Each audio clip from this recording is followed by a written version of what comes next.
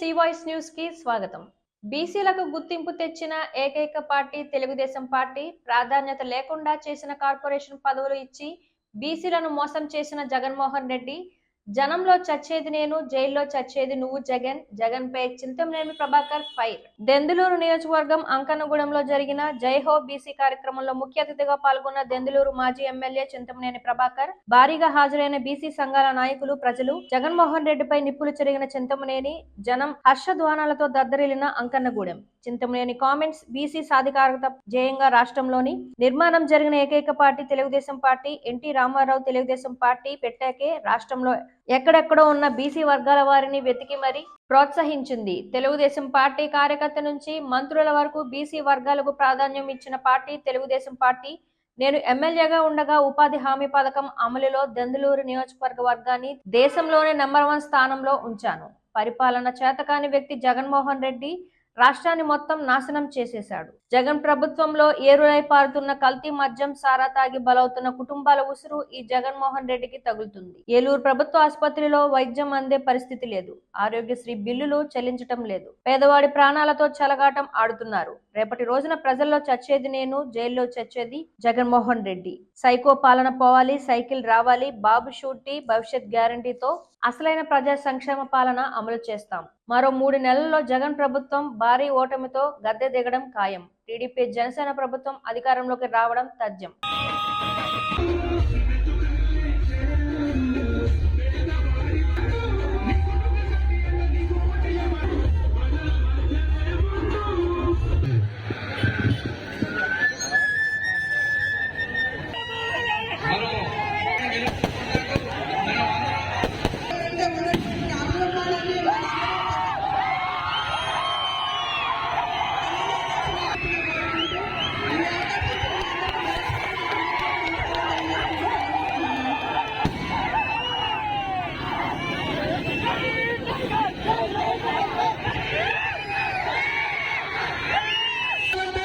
మన నాయకుడు చింతమనేని ప్రభాకర్ గారిని మన అఖండ మెజారిటీతో గెలిపించాలని చెప్పి మరొకసారి తెలియజేస్తున్నాం.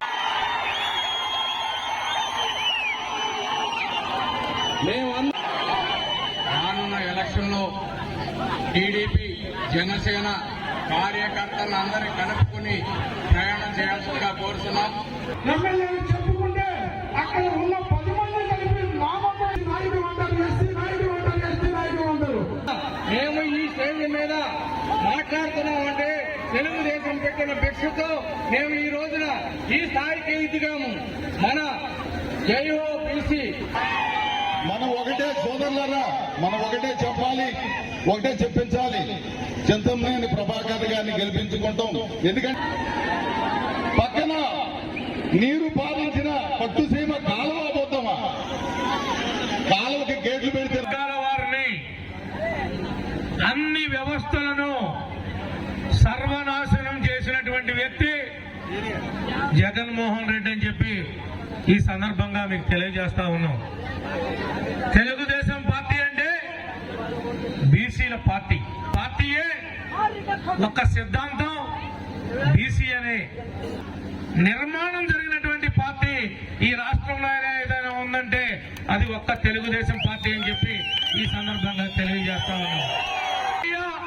నందమూరి తారక రామారావు గారు తెలుగుదేశం పార్టీ పెట్టిన తర్వాత ఈ రాష్ట్రంలో బీసీ అనేవాడు ఎక్కడ ఉన్నాడు, వాడు ఏం చేస్తున్నాడు, వాడి యొక్క కులం ఏంటి? ఆనాడు కరెంటు బిల్లు 2019లో నేను ఎమ్మెల్యేగా పనిచేసినప్పుడు జనవరిలో బిల్లు తీయండి. ఈ రోజు జనవరి నెలలో ఉన్నాం, 2024. రేపు వచ్చే బిల్లు తీసుకోండి. నువ్వు రూపాయికి రూపాయి పెంచాడు. రూపాయి కరెంటు బిల్లు వస్తే అప్పుడు ఇప్పుడు 2 రూపాయలు చేశాడు దాన్ని. కానీ ఒక్కసారి కూడా పెంచుతున్నా అని చెప్పలా.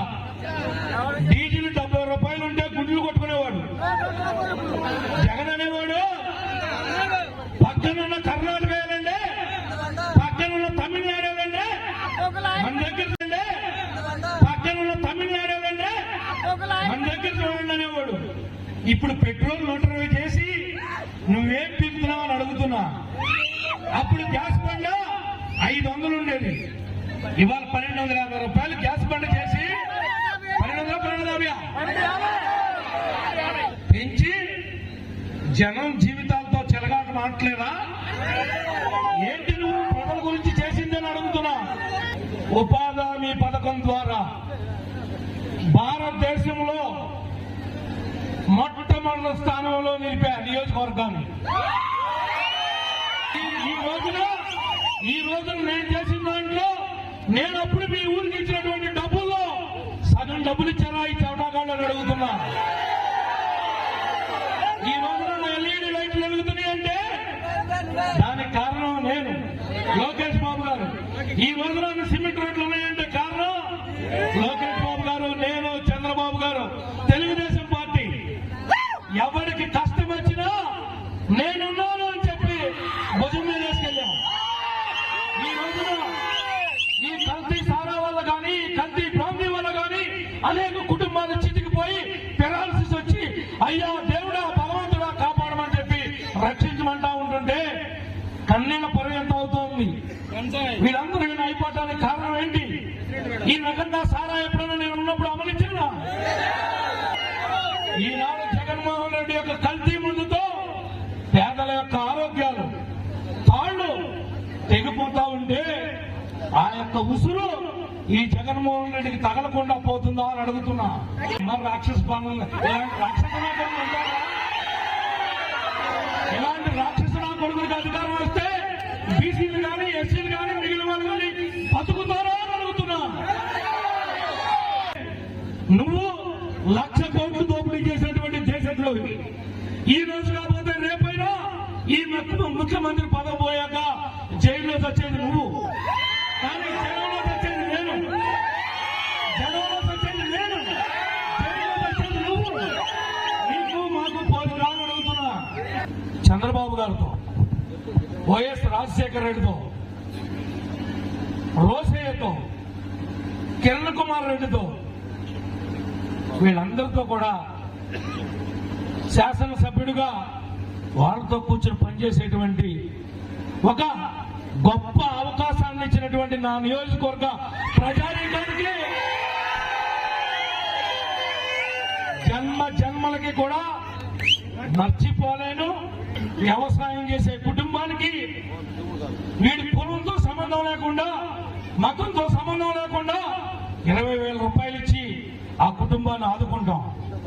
ప్రతి ఆడకూతురికి 18 ఏళ్ల నుండి 59 ఏళ్ల వయసు వచ్చే వరకు నీ తండ్రి నీ ఫోన్ బిల్లు కట్టలేడేమో కానీ నీ యొక్క చిన్నాయనటువంటి చంద్రబాబు గారు నెలకి 15,000 ఇచ్చి నీకు 59 ఏళ్ల వయసు వచ్చేదాకా ఆదుకునే బాధ్యత చంద్రబాబు గారిదమ్మా.